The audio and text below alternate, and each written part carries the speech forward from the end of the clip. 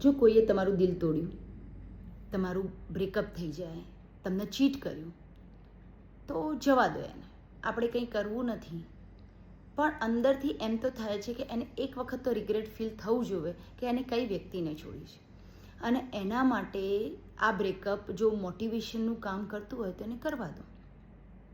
અને એના માટે તમે જ્યાં છો ત્યાંથી એક સ્ટેપ આગળ આવો, વધુ સ્માર્ટ બનો. પહેલું તો શું, એટ્રેક્ટિવ બનો, સ્માર્ટ બનો.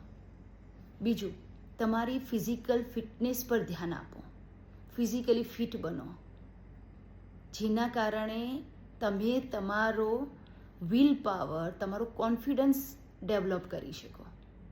નંબર 3, ખુશ રહો.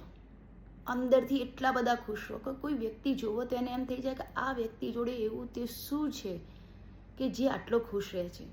અને જ્યારે તમે અંદરથી ખુશ રહેવા માંડશો ને એટલે તમારી ઉપર એક નવો જ કોન્ફિડન્સ દેખાશે. એ કોન્ફિડન્સ, તમારી ફિઝિકલ ફિટનેસ, તમારી સ્માર્ટનેસ એટલી બધી હાઈપ ઉપર આવી જશે ને કે સામેવાળી વ્યક્તિ જેને તમને છોડી છે એ તમને આવી રીતે જોશે ને તો એને એક વખત તો ચોક્કસ રિગ્રેટ ફીલ થશે કે મેં આ વ્યક્તિને ખોટી છું.